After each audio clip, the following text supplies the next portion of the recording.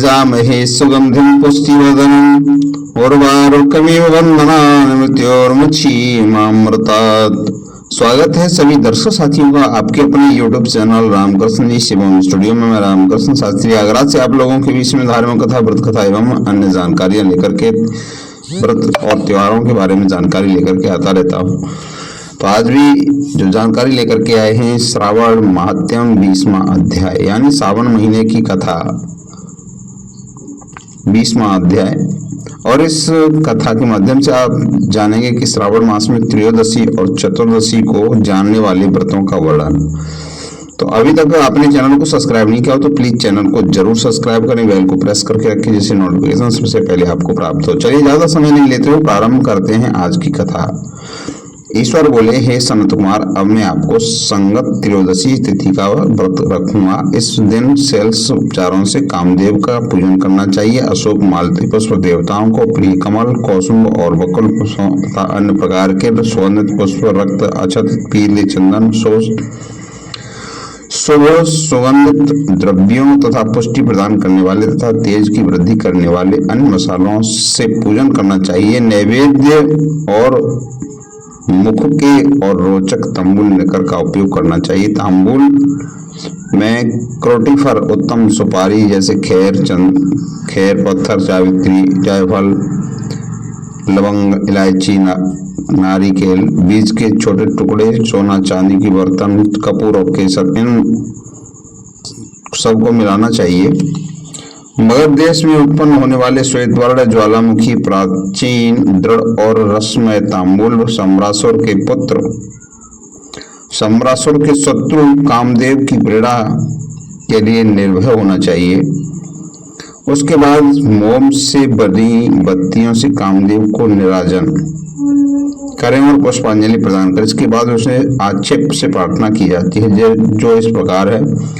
सभी उपमानों से सुंदर और भगवान के पुत्र प्रद्युम्न, मीनकेतन, कंदर्प, अनंग, ममंथ, मार और कामात्म भूत, जसकेतु और मनोभव, कस्तूरी से सुशोभित और वक्षस्थल आलिंगन के कीड़ा से अलंकृत, हे पुष्पधन्वव, हे महासम्रासुर के शत्रु, हे कुसुमेश, हे रतिपति, हे मकर ध्वज, हे पंचेश, हे मदन, हे समर, बहुत सुंदर।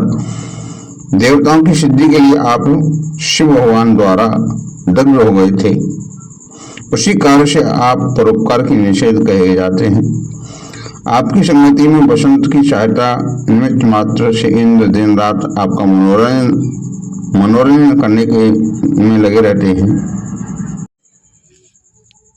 क्योंकि उनके पेड़ में चोट होने की शंका से वे तपस्वियों से जीवंत रहते हैं। आपका अतिरिक्त दृढ़ मन वाला कौन है जो शिवजी से विरोध कर सकता है? परमानंद के समान अन्न देने वाला आपके अतिरिक्त दूसरा कौन है? महामोह की सेना में आपके समान छात्र कौन है? अनिरुद्ध के और स्वामी मलयगिर के पर उत्पन्न चंदन और अगरू के सुवासित विग्रह वाले जो देवेश कृष्ण पुत्र हैं वह आप ही हैं और सतकालीन चंद्रमा के उत्तम मित्र हैं।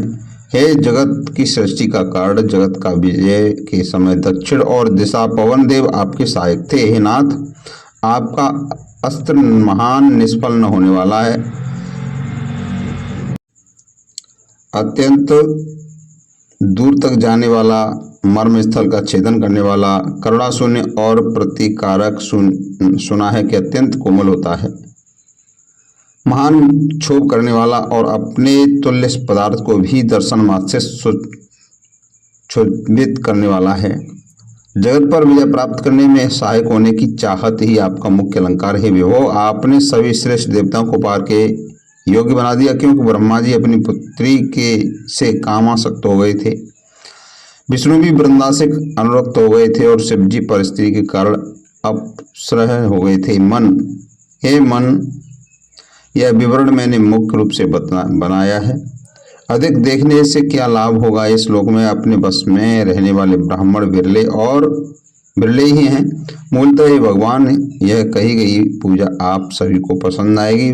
श्रावण मास में शुक्ल पक्ष की त्रयोदशी तिथि के दिन पूजा करके कामदेव प्रवृत्ति मार्ग के विषय में व्यक्ति को महान क्षमता और शक्ति प्रदान की जाती है और निवृत्त मार्ग में समृद्ध व्यक्ति से अपने विकार को हर लिया जाता है।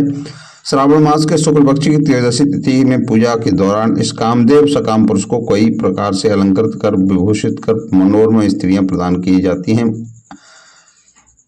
पाने वाले अनेक पुत्र देते हैं। और हे मन, त्रयोदशी का जो शुभ कार्य उसे मैंने कहा। अब चतुर्दशी तिथि में जो करना चाहिए उसे सुनिए। अष्टमी तिथि, जो अष्टमी को देवी का पवित्र रोपण करने में जो मैंने कहा था, अगर वह दिन ना आया हो तो चतुर्दशी के दिन पवित्र धारण करना चाहिए।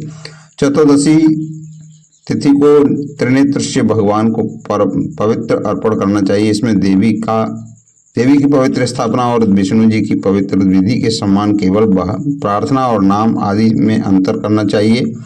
शैव, आगम और जावाल आदि ग्रंथों में इसकी जो विधि है वही मैंने कही है। विकल्प में जो इसमें कुछ खास है उसमें आपको बताता हूँ। 10वीं या 48 या स्थिरता का समान ग्रंथ और समान आंतर्य वाला पवित्र बनाना चाहिए। पवित्र 12 अंगुल प्रमाण है, 8 अंगुल प्रमाण के, 4 अंगुल प्रमाण के या पूजित लिंग के विस्तार से प्रभाव वाले शिव जी की महिमा के लिए अर्पण कर देना चाहिए। पहले बताई गई विधि फल आदि पहले कहे जा चुके हैं। यह व्रत करता है उसे कैलाश लोक प्राप्त होता है। वत्स, यह मैंने आपसे कहा। अब आप क्या सुझाव चाहते हैं? ये कथा यहाँ तक ही विराम लेती है। मिलते हैं अगली कथा के साथ। तब तक के लिए जय श्री राधे कृष्णा, जय श्री श्याम।